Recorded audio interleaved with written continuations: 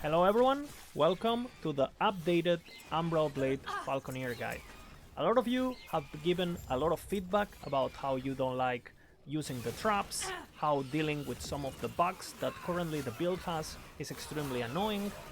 You guys have struggled a bit with the rotation, so I have been doing a lot of research, I have been doing a lot of looking around, a lot of asking at people who are experts of this build, that have played the build more than me, and I have come to a lot of conclusions, and here I am upgrading the build for you guys and showing off how to make it smoother, do more damage, and overall a bit less clunky to play.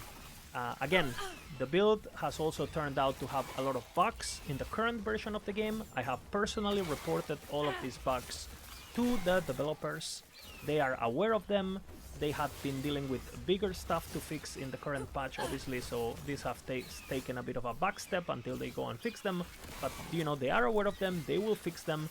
So again, anyone who's currently playing on a controller or struggling with some of the bugs, finding them frustrating, I completely understand. That's completely out of my power. Obviously, I'm just giving you a heads up that some of these bugs, like the targeting bug with aerial assault, like some of the bugs that explosive trap had, that some of the bugs that dive bomb has, they're still in the game, and again, they have been reported and hopefully they're fixed soon. And especially everything related to explosive trap has made it so a lot of people have started experimenting with a version without explosive traps that is a bit more piano to play per se, but actually does quite a bit of damage, even more damage than the previous version, if you can adapt to the playstyle. This is not going to be something that everyone enjoys to play, and while it's one of the most powerful builds in the game, I advise you, this is a piano build. You're going to be pressing your keys non-stop. In fact, some of the players that I have been researching who play this build, they actually completely run a script to play this build. They don't even play the build themselves, they just literally script the build. So again, it is really powerful, but it is a press every key every second kind of situation. Again, I want to shout out Comfy3K, who's like a Korean player that I've been researching a lot. He's been playing a lot of these crazy builds, and as far as I know, he's the original creator of this build. And also this guy, Juice, I've been watching some of his videos. He's been playing the guide for a long time, and he has been upgrading it and even improving upon it. So again, shout out to this guy. Again, he is one of those people who plays with a macro. You guys can see here that he just like macros his keys, and again, I don't think it's necessary. I played without a macro and it's completely fine. I have tested my DPS versus the videos he posted and it's basically the same. So this build is a hybrid setup. A lot of our damage is going to be coming from our Umbral blades and just stacking throwing damage and getting damage from our dash routes and our smoke bomb buffs, etc. But we're also stacking dexterity for the Razorfall boots, which are absolutely core to the build. Since we're stacking so much dexterity, you can also scale the damage of your Falcon quite high. For that reason, in this build, we're going to spec Falconry instead of traps, and we're going to actually try to scale the damage of the Falcon alongside the damage of the Umbral blades as much as possible to get the best of both worlds without running into the bugs that are making the trap build kind of fall off, right? Again, Falconry, very normal setup. This Hunter Spoils node is very important for mana sustain. If you're struggling with mana, it's probably because you don't have enough attributes. Therefore, we are incentivized to build here dexterity even over throwing damage. For example, on our rings, which on the throwing version was obviously super important, but in this version you're super incentivized to just go for dexterity. Remember though that we still want to hit those 20 breakpoints from the boots. Aerial Assault hasn't really changed. We're still building for all the defense as possible. We're maximizing the cooldown because this is a very spammy playstyle. Again, as you've seen it on the gameplay that I've provided, this build is extremely spammy. It's not for everyone, so just be in mind. The cooldown is what really makes this build pop off. Being able to spam these abilities that do so much damage in so high succession is just extremely crazy. Again, this also, since we're stacking the damage of our Falcon, we're also gonna grab Terror Wings, which we didn't do in the other version, but everything else remains the same. for Smoke Bomb, and this is slightly different from the setups that I've seen from these other players. Again, Smoke Bomb has a very, very, very short cooldown, and for that reason we don't get that much value from the duration, because by the time it runs off we're going to be casting a new one, and I've decided to obviously spec still for Moonlight Boom and for Cleansing Steam. That way we can basically generate Silver Shrouds and get a cleanse on a very, very, very, very short duration. This is extremely overpowered for defense, on top of the defenses of the build, which I'll talk about a bit later in the video. Something very important to mention on Umbral Blades is that early game we're going to be going for the cold setup. The reason we're going for the cold setup is because we can get benefits from Useni's Scepter, which gives a lot of increased cold damage, and Throne of Ambition. Once we get Shattered Worlds, we no longer go for the cold conversion, because we don't get any benefit from being cold, and being physical actually benefits us since we get more effect from Armor Shred. We can build some physical penetration, idols, etc, etc, which you might want to use instead of the HP idols instead. Again, very, very, very powerful switch once you get the Shattered Worlds. This build can kill Aberroth. You will have footage of me killing it with the build at the end of the video, so don't worry. If you play this build and you have enough damage, the boss will actually be quite trivial for the build. So that makes it a very strong contender to, you know, be one of the best builds of the patch, especially for softcore, where tankiness that something like a Paladin has is not as important. And Dive Bomb, once again, a few changes here and there. We'll still grab the buffs that we were grabbing before, but on top of that, we're gonna be grabbing Red Wings and Exsanguinate Strike, so we do even more damage with Dive Bomb. Dive Bomb has a big bug regarding these nodes here, and the moment they fix this build will do even more damage. So at the moment it's not necessary that you cap these nodes, but keep in mind this will eventually be fixed, and then these three will be the most optimal, okay? A few disclaimers in the guide. Remember, you need to put Falconry on your bar, put it, you know. Remember, you need to disable the Aerial Assault Traversal tag, so you can use Smoke Bomb as a traversal tag. The reason we want to do that is because when we make Smoke Bomb a traversal, we also reduce its cooldown, meaning we can stack the buff more often, we can get the Silver Shrouds more often, we can get the Cleanse more often, we can get more Dash Shrouds, etc, etc.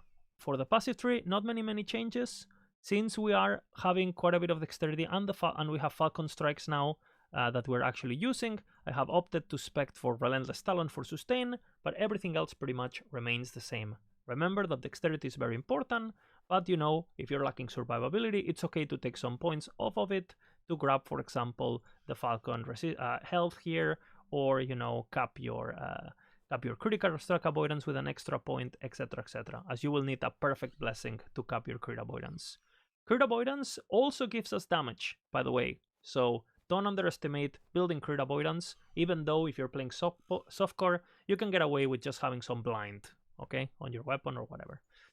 Again, remember the Razorfall thing. For the skill usage, again, the build is very, very spammy. You just place your Smoke Bomb, you sit on it if possible. Obviously when you're mapping you might like left it behind, it's okay. And then you just cast Dive Bomb, Aerial Assault and Falcon Strikes non-stop. non-stop. The more you spam it, the more damage you do. And again, I'm gonna show also at the end of the video how much damage it can do to the dummy. It's just absolutely insane, okay? For bossing, just make sure that you stay inside the Smoke Bomb for all the buffs, all the flat damage, etc, etc. Silver Shrouds, very important. This is basically the same for every Falconer build, but make sure that you're timing them properly when you're doing a difficult encounter so they can all save you from certain death or certain abilities that do a lot of damage. For the endgame planner, one thing to mention is that you can still use things like Elecon's Abandon and other items like that in the early game because they provide all res and those are very useful to cap your resistances, but eventually this build can really benefit from a chunky null portent. Since you're running Red Rings, you're running Nihilists, you're running a lot of resistances, and it's pretty easy to achieve the maximum damage reduction this item can provide.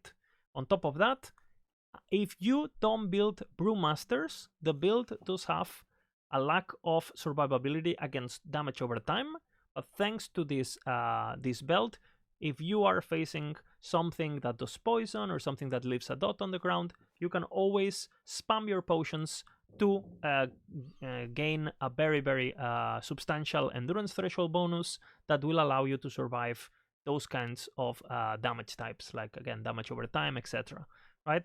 Again, like we mentioned, you go for the Cold Scepter because this relic is extremely easy to get and gives a shit ton of damage, but eventually, once you're able to kill Aberroth, etc., then you go for Shattered Worlds and you switch into physical damage on your bow, etc, etc.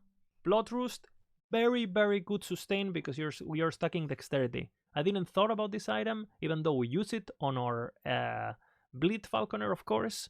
And this item actually solves a lot of the sustain problems the build has, and this is a great addition to the build that I've seen from other creators. So I basically yoinked it. Great idea. Helps a lot with sustain, especially when fighting Aberroth and things like that, where sustain actually matters. For the amulet slot, I've seen people try many different things, like people playing with the Inheritance of the Erased, people playing with like the crit amulet, things like that. I personally prefer Nihilist just for the plus skills. It makes everything click together. It makes all the reses click together. It gives you the amazing implicits of health, mana, movement speed. But again, you could use an Omnis, you can use Auroras, you could do many things here, or you could just use some sort of minion amulet to do even more damage with your Falcon, although I don't think it's necessary. And for scaling, it's the same as before, but we also want to take into consideration what our Falcon is getting. Remember that the Falcon is going to benefit from a lot of your stats thanks to some of the passives and the conversions that you have in the tree. Mainly this conversion here, which converts half of your throwing damage into melee damage for the Falcon. So your throwing damage will be used by the Falcon on its dive bombs or Falcon strikes, etc, etc. Again, as always, you have the loot filter linked and the video guide will be updated. And now I'm going to proceed to show some extra gameplay, like showcasing defenses, showcasing damage, showcasing bossing, showcasing everything. And I hope you guys enjoyed it. I can't wait to see where the build goes. I'm pretty sure it's going to get better and better. For those that have switched to this build a bit too early, let me assure you that I have added many disclaimers now, telling people, hey, this is kind of like an endgame setup. You don't want to be switching off the leveling build too early. So again, for those who switched a bit too early and had a bad experience, let me assure you that the build is good. I apologize if it wasn't clear enough in the build guide. Now it is. Thank you for the feedback. And again, I can't wait to play this build and see what I can do with it on hardcore, since that's what gets me going. See you guys on the next video, and thanks for watching. Such wasted potential. Oropis would have welcomed you.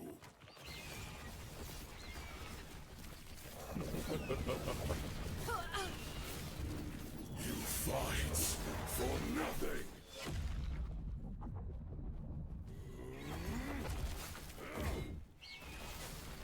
Weak and worthless.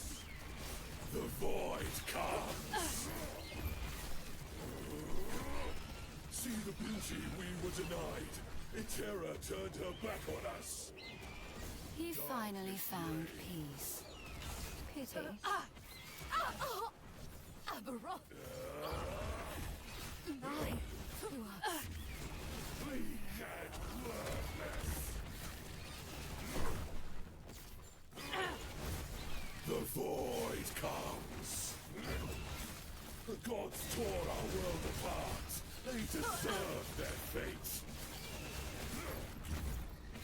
Weak and worthless.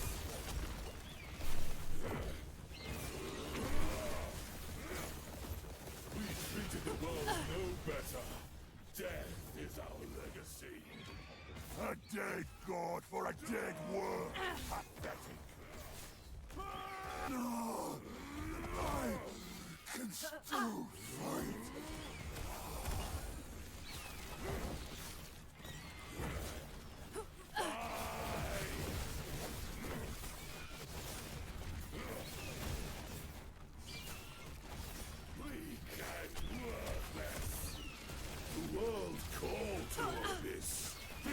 This is answer. The void hungers. I'll save you.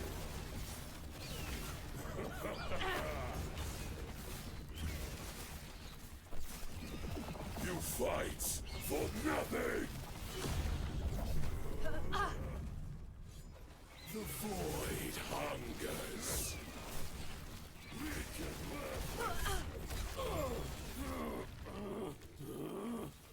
What? No! Arubis! Help me!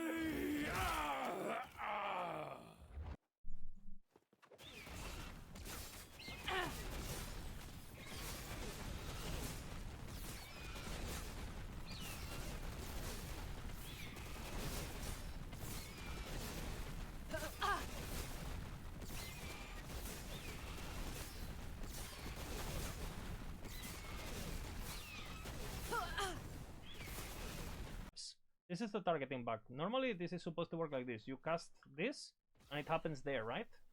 But if you cast it here and then you move, the thing bird goes somewhere else. You see? It should be like this. But if you cast it and then you move, it goes the other way around. So if you're kiting or whatever, right? It sucks because you miss. That is the bug, right? We're going to be talking about one major bug that the build has right now. When this gets fixed, the survivability and the damage of the build will get even higher, okay? It has to do with all these nodes. In the original build, we were using birds are unreal because we really weren't scaling the birds damage. We were going full throwing. But in this version that we're going hybrid, this node is actually pretty detrimental to the build's overall DPS, as the Shadow Falcons do 70% less damage. Before, we were only using them for utility, but now that they're using damage, we're really not incentivized to use this node. But what happens is that this node is currently working with Flock of Crows, as it should, but if you take it off, this doesn't work. Why is this important? Because thanks to the Wings of Shadow, Flock of Crows, Birds Are Unreal, and Dancing Shadows combo, it means we can generate a lot of dash routes. And remember that dash routes gives us Glancing Blow, and they also gives us more damage for our Umbral Blades. So I'm going to show what happens here, right? I'm going to generate some shadows. I'm going to get away so we don't get any dash routes. And then I'm going to strike. And you see there that I got 18 dash routes from a single strike. That is obviously really powerful. If you combine this with the full rotation of the build, you can see that my dash routes are going to get higher and higher and higher as we go, right? 20, 30, 40, and so on, right? You can get up to 60, 70, depending on what you do. Obviously, this is very strong because it helps you cap your Glancing Blow. It gives a lot of dodge. It gives a lot of damage. Like you can see the stat sheet evolving here as the dash routes go up, right? And you can see my Glancing Blow goes up, my dodge goes up,